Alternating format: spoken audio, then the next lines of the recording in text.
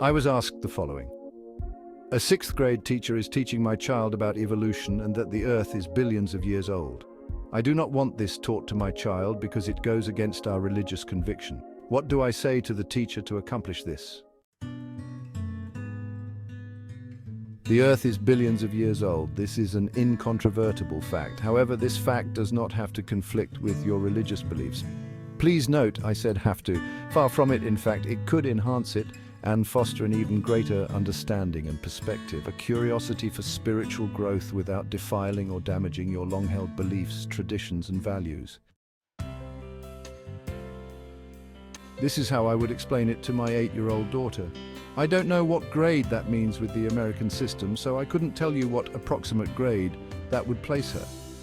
I posit this superfluous statement because I am already alluding to something here that I will elaborate on in due course. Evolutionism and creationism. The two things seem diametrically opposed, but they don't have to be. If both sides of the discourse are willing to lay down tools for a moment and breathe, evolutionism and creationism can coexist and already do in my interpretation of observable reality. And while that perspective might seem rare, if not unique, we all have our own unique existences and perspectives of life. I am merely sharing my own in an attempt to be of service. Consider. Faith and religion are different words, and it is important to understand the distinction. Faith is an inner belief in a divine consciousness, the everlasting light, eternal love, the Holy Spirit, or even a mere yearning and curiosity to ponder the question of one's existence and purpose here on earth could be construed as belief in the Almighty by the nature of the curiosity in the question, why am I here? In modern times, we notice discourse on the narrative that we live in a simulation, a matrix. The ironic thing is that a concrete answer to the philosophical hypothesis would make no difference because the conclusion would be the same, so it's kind of a moot point. God has and has had many names and in many tongues in many cultures throughout history and nuanced interpretations that ultimately and poignantly come to the same conclusions. This built-in instinct is in everyone, bar the unholy.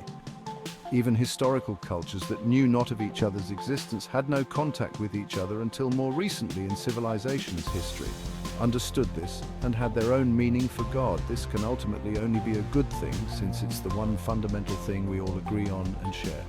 Even if our cultural history and interpretations differ, they all lead us home, even science. Religion, however, is the organized distillation and preservation of the teachings of those who came before us and for us to protect and uphold this precious knowledge for the benefit of those who will come after. It prophesies yet also serves as a manual for the preservation of the human race and a stark warning that we are not indestructible and are at the mercy of the cosmos. The ancient biblical flood, for example, is a narrative that exists and it is not exclusive to any particular faith or branch of Christianity. Behold then that geological science completely agrees. Fundamentally, I think we can all agree that much of what we say is our religion is the manifestation and coalescence of our collective cultures, but they all ultimately reflect the same thing. It is an historical fact that the concept of religion has in some cases and continues to be abused and weaponized and used in the name of horrific acts that no loving God would approve of. The devil can hide in plain sight and should not be underestimated, and we must be aware of this phenomenon. However, that is not to say peaceful religion is a bad thing, but some people hide behind it as their means justify their ends. Your specific faith and geographical origin is what your child derives from, therefore, agreeing coincidentally then with the principle of natural selection that they inherit from their ancestors. And even if we differ, there is nothing wrong with that diversity. It is God's will, and as such should be revered. If you were born Cherokee, you would have Cherokee beliefs. I am assuming you come from a Christian derivative, since you ask in relation to the age of Mother Earth, which conventional science disagrees with, and how to explain that to your child in a palatable manner. The Holy Bible is a beautiful book, which I have a great love for. However, it is not a movie script. The ongoing story of Mother Earth and its civilization of biological life, a glowing, stunningly visible blue pearl, teeming with life in the vast and harsh conditions of our incalculably large universe, is a mathematical anomaly, yet a certainty in an infinite space. The credits did not roll, and we did not exit the cinema when its final page was completed, or your very existence could not be explained. Its content is derived collectively from many ancient scrolls and tablets from terra firma that I will assume neither has ever set foot upon, in languages few can interpret and transcribe through many more modern languages and translations before it arrived in the form you use today. That does not invalidate it by any means, however, it is wise to acknowledge that it is not the whole story, but a distilled version, summarizing your particular way of life. It's a beautiful thing, like a flower among the rocks. The actual age of the Earth science cannot precisely measure, but it has a best estimate based on current data and science, and also on our interpretations of time or chronology and calendar. And this is quite interesting, quoting Wikipedia, where appropriate, the regional or historical group, Jewish calendar, Hijri calendar, Sikh, Mayan, Aztecan, Egyptian, Mesopotamian, Iranian, Hindu, Buddhist, pre-Columbian, Mesoamerican, Hellenic, Julian or Gregorian derived, is noted. Calendars fall into four types: lunisolar, solar, lunar, and seasonal. Most pre-modern calendars are lunisolar. The seasonal calendars rely on changes in the environment, for example, wet season, dry season, rather than lunar or solar observations. The Islamic and some Buddhist calendars are lunar, while most modern calendars are solar, based on either the Julian or the Gregorian calendars. Some calendars listed are identical to the Gregorian calendar, except for substituting regional month names or using a different calendar epoch. For example, the Thai solar calendar, introduced in 1888, is the Gregorian calendar using a different epoch, 543 BC, and different names for the Gregorian months, Thai names based on the signs of the zodiac. When I was born, our country was going through a phase of transitioning to the metric system of measurement. Imperial measurements still linger and can be used optionally, nostalgically even, but ultimately they express the same thing. At the end of this month in the UK, we leave BST time zone and reset for the winter. Are we metaphorically time traveling or something? Every 4 years we have a leap year and have to adjust the number of days in the year. Think about it this way: every new day makes the biblical epoch a day older. Therefore, it can never be 100% accurate and will grow increasingly inaccurate as time progresses. But the important thing about chronology isn't our calendar or our current units or understanding of measurement. The fact that we keep track of it is the important thing. Time and space are relative, and this is what I was alluding to. Your child should be free to explore the fascinating world that God granted us and the endeavor to uncover and galvanize the story of our civilization, of which your culture is a rich part of its heritage. Explore the many, many mysteries and wonders of the world, some of which are still unexplained. Isn't that a wonderful thing, that we still don't know everything? I'd venture it would be pretty boring if we did. There are many artifacts left by previous civilizations that would argue make the biblical account incorrect.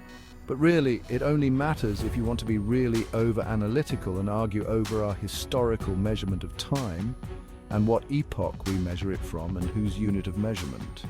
There are characters in the biblical text who lived far longer lifespans than modern-day man. Perhaps that is true, or is it just the proportionality by which we perceive it? And does that really matter? Here's something I will leave you with to ponder. Jesus begins with a J, and until the year 1524, there was no letter J in the English alphabet. The letter J was originally the same letter as I, but J was introduced from 1478 to 1550, originating in Italy. So, technically speaking, people say his name wrong many times a day, but it's an over-analyzing introspection into the etymology and taxonomy of our language and dialect. The Rastafari say I, they do not say you and me, they say I and I, representing the unity of consciousness. I also having other meanings in their culture. This is how our language evolved, and that's just fine. In fact, it is fascinating. You can get really forensic if that is something that really interests you. Learning a new language is healthy and sadly in decline these days, I feel. Perhaps I'm wrong. Keep your children's eyes bright and wide open and hearts filled with love, and teach them everything you can about the world around them on their journey. God will guide you.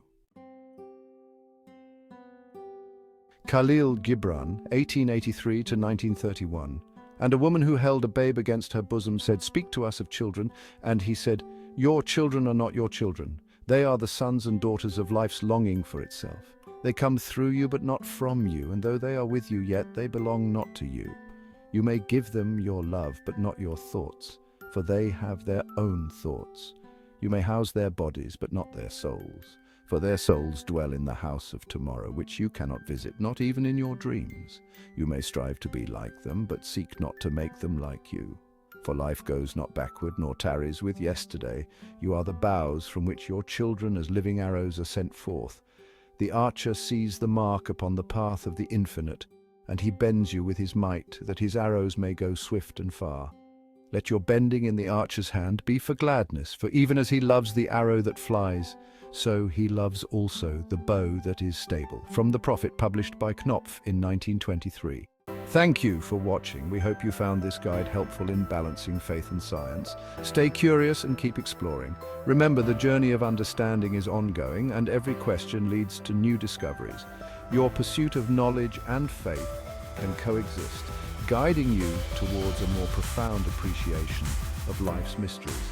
Continue to seek, learn, and grow, for in the quest for truth we find our greatest purpose. Until next time, keep your mind open and your heart full.